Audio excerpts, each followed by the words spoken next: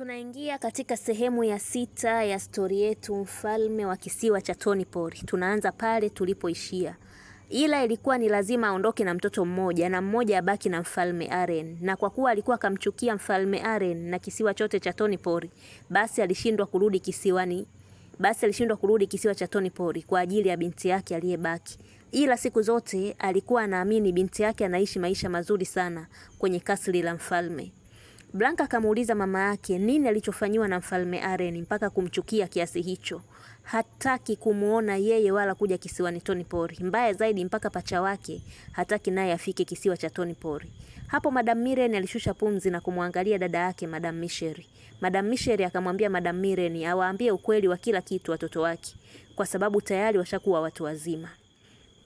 Madam Mirren akashusha pumzi na kutulia kidogo, alafu akaanza kuzungumza kwa utulivu sana.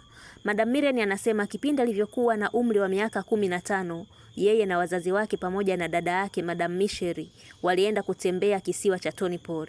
Anasema Madam Mirren wakiwa huko walienda kufanya utalii kwenye mbuga mojawapo ya wanyama ambayo ilikuwa kubwa sana. Na kwa bahati mbaya wakiwa huko mbugani alipotezana na familia yake, wazazi wake pamoja na dada yake. Anaendelea kusema Madam Mirren siku ambayo walipotezana ilikuwa ni siku ambayo ilitokea ajali mbaya sana huko maeneo ya mbugani. Nje kidogo ya mbuga, dereva mmoja wa magari ya watalii aliwagonga watembea kwa miguu 5, wanawake kwa wanaume kwa pamoja. Na walikufa vibaya sana wale watu. Miili yao iliharibika vibaya sana. Baada ya uchunguzi kufanyika, ilibainika dereva aliyekuwa anaendesha ile gari alikuwa kalewa sana, kitendo kilichosababisha ashindwe kulimiliki gari na kuleta balaa kama hilo. Madam Mirren anasema yeye hakuwa mmojawapo aliyekufa kwenye ile ajali, ila wazazi wake waliamini yeye ni mmoja ya watu waliokufa kwenye ile ajali kwa sababu walimtafuta sana lakini hawakumpata kabisa. Hivyo wakajua kuwa na yeye alikuwa anawatafuta mpaka akatoka nje ya mbuga na yeye kuzolewa na ile gari iliyopoteza mwelekeo. Wazazi wake waliamini hicho walichokiamini na wakashiriki mazishi ya wale watu waliofariki kwenye ajali ile. Walizikwa kaburi la pamoja kwa sababu walishindwa hata kugawa viungo vyao ambavyo vilikuwa vimekorogeka sana. Dereva wa mbugani aliyesababisha majanga hayo, yeye alifungwa jela kwa kosa la kuendesha gari huku akiwa amelewa vibaya mno. Madam Mirren anasema lakini yeye hakufariki kwenye ile ajali, hakuwa mmojawapo aliyekufa kwenye ajali ile, na aliendelea kuwatafuta wazazi wake lakini kwa bahati mbaya hakuwaona. Anasema Madam Mirren alitembea sana kwenye ile mbuga lakini hakufanikiwa kuwaona wazazi wake na akajikuta anatoka mbugani na kuingia mapolini huko, na katika kutembea alichoka kwa njaa na kujikuta anapoteza fahamu.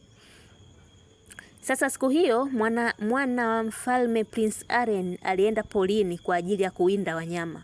Alikuwa yupo na vijakazi wake na hapo ndio akaweza kumuona msichana akiwa ameanguka hana fahamu. Anasema Madam Mirren walimsaidia na kwenda naye kwenye kasri la mfalme Suleiman na huko akapata huduma na kuwa sawa. Anasema Madam Mirren baada ya kurudi kwenye hali yake ya kawaida, akawaambia yeye ni Mtanzania aliyeenda kutalii kisiwani Tonypor akiwa na familia yake, ila kwa bahati mbaya alipotezana na familia yake. Hivyo akamuomba mfalme Suleiman aweze kumpa msaada wa kumrudisha nchini kwao. Kabla mfalme Suleiman hajaongea chochote, mwanamfalme Prince Arryn akamwambia baba yake kuwa alikuwa anamwambia kila siku anataka Prince aoe ili amkabidhi kiti cha ufalme, na Prince Arryn akasema akamchagua Mirren amuoe kwa sababu kampenda sana huyu binti na Arryn akasema akamchagua Mirren amuoe kwa sababu kampenda sana huyu binti na akabidhiwa ufalme na baba yake. Aliongea Arryn bila ya aibu. Madam Mirren anasema yeye alikataa pale pale mbele ya mfalme Suleiman kuolewa na Prince Arryn kwa sababu kwanza alikuwa bado mdogo sana Madam Mirren, na pia hakuwa kampenda Prince Arryn na bado alikuwa ni mwanafunzi Madam Mirren. Lakini mfalme Suleiman hakumsikiliza Mirren bali alimsikiliza kijana wake Prince Arryn, na Madam Mirren akafungishwa ndoa ya lazima na Prince Arryn. Madam Mirren akasema alilia sana, aliumia mno, lakini hakukuwa na mtu yeyote ambaye alikuwa yupo upande wake hata mmoja. Madam Mirren anasema baada ya ndoa kupita, Prince Arryn akatawazwa rasmi na kuwa mfalme wa kisiwa cha Tonypor na Mirren akawa malkia wake. Haikuchukua muda mrefu, Malkia Mirren akapata ujauzito. Ilikuwa ni furaha kubwa sana kwenye familia ya kifalme. Ila ilikuwa ni huzuni kubwa sana kwa Malkia Mirren, kwa sababu hakutegemea kuitwa mama kwenye umri mdogo namna hiyo. Baada ya miezi 9, Malkia Mirren akajifungua watoto wawili mapacha, ambao wote walikuwa ni wa kike. Furaha ikawa kubwa sana kwenye familia ya kifalme na watoto wakapewa majina ya Bianca na Blanca. Bianca ndio Kulwa alikuwa na Blanca ndio Doto alikuwa. Anasema Malkia Mirren bado alikuwa anaumia sana kuishi kwenye ile ndoa, bado hakuwahi kumridhia Mfalme Arryn kuwa mume wake. Moyo wake Malkia Mirren ulikuwa unajenga chuki kubwa sana kwa Mfalme Arryn siku hadi siku, mpaka baadaye akili ya Malkia Mirren ikawa inamwambia amuue Mfalme Arryn, na alifikia maamuzi kabisa ya kufanya hivyo, ila alishindwa kutokana na mfalme kuwa na ulinzi mkubwa sana. Baada ya kuona kashindwa kumuua Mfalme Arryn, akapata wazo la kujiua yeye mwenyewe. Anasema Madam Mirren alizamiria kufanya hivyo na aliweza kunywa sumu ili aweze kufa, lakini hakuweza kufa kwa sababu alikuja kuokolewa mapema sana na vijakazi kabla sumu haijamuathiri zaidi katika mwili wake. Bianca na Blanca walishangaa sana baada ya kusikia mama yao walifikia hatua ya kutaka kujiua. Anaendelea kusema Madam Mirren kuwa familia ya Mfalme Suleiman baada ya kuona Malkia Mirren mpaka anataka kujiua, basi wakajua kuwa yupo serious, hahitaji kuishi na Mfalme Arryn. Na hapo Mfalme Suleiman akamwambia kijana wake Mfalme Arryn aweze kumwacha Malkia Mirren aondoke zake, kwani anaweza kuja kujiua kweli siku moja. Anasema Malkia Mirren aliachwa arudi nchini kwao Tanzania, ila alipewa mtoto mmoja tu ambaye ni Bianca, na Blanca akabaki na Mfalme Arryn. Anasema Malkia Mirren alisafirishwa mpaka nchini Tanzania, na baada ya kufika huko akapelekwa ubarozini, ambapo alitangazwa kwenye television kuwa anawatafuta wazazi wake. Na siku iliyofuata wazazi wa Madam Mirren walifika na kumchukua mtoto wao na kumwambia wao walijua alikuwa amefariki kwenye ile ajali iliyotokea mbugani. Mirren akawaambia wazazi wake kuwa hakufariki kwenye ile ajali, ila aliwatafuta sana wazazi wake na hakufanikiwa kuwaona. Ila wazazi wake walishangaa sana baada ya kumuona binti yao akiwa na mtoto mdogo sana. Wakamuuliza kampata wapi huyo mtoto. Madam Mirren akasema aliongea uongo kuwa baada ya kupotezana nao alipata mwanaume wa huko kisiwa cha Tonipori. Akamshawishi na kuwa naye kwenye mahusiano, na walikuwa wanaishi kama mke na mume. Ila baada ya kupata ujauzito akaanza kumtesa sana.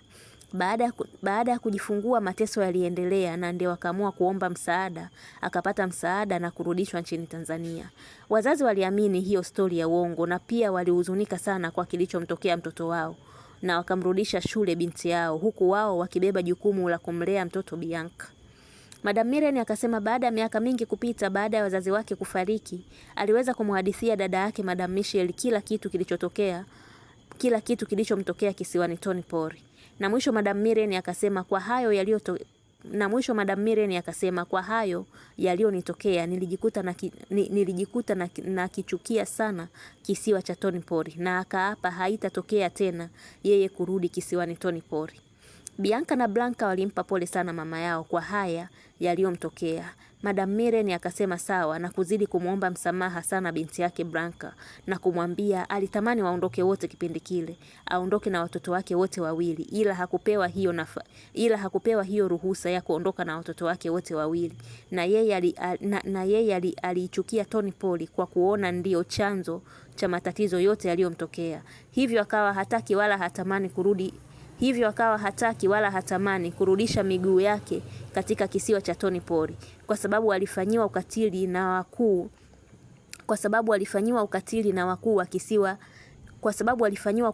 wakuu wa kisiwa wenyewe, ambao hao ndio walikuwa na jukumu